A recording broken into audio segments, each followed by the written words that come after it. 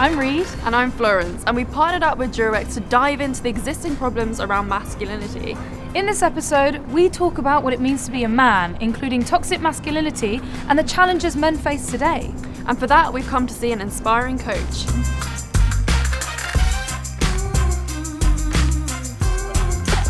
Ben, you work with unpacking some of these really big stereotypes surrounding men and masculinity. Yeah. So I work for an organisation called the Good Lad Initiative, plug, who do gender equality work with men and boys in schools and universities and corporates. But it's a really fun job. So we go into like schools and we chat to kids about masculinity.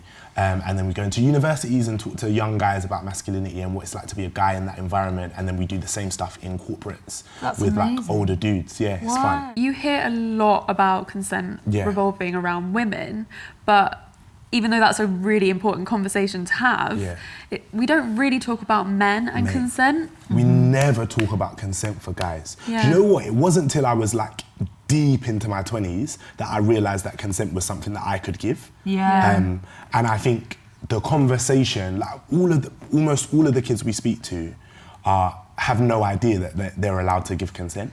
And consent is always like posed in our society as something that we get from women. Something that women hold, and sex is like a transaction usually between a guy and a woman, where like the guy asks and the woman says yes, and then sex happens, or he does sex to her, which is like a super weird, right? What we probably need to get to is a space where like guys are able to give consent.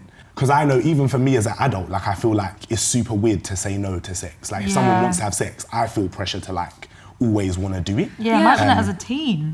Because there is the stereotype that guys want to have sex all the time. Right. And if you're feeling like you don't want to have sex, then it must just be like, but I'm supposed to. Your excuses are limited, but I think there's something about like just learning to communicate what you actually want.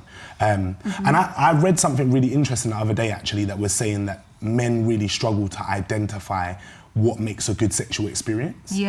Whereas women have like a long list of like, oh, it was painful, or it was uncomfortable, or I didn't feel safe, or whatever it might be. All of those things equal bad sex. For guys, like it's like, who knows? Like if you come, then it's probably good. And I think that's also super weird because sex is so much deeper than that, right? Like it's like connection and like shared experience. And also the way we as guys talk about sex is often like just a one-way thing rather than something that you actually did with another person. The conversation isn't really being had about sex and consent with guys and their friends. No, not at all.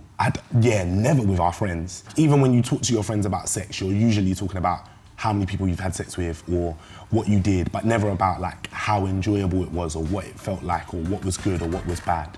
So I think there's a lot of stuff to consider there and we need to like get better language around it.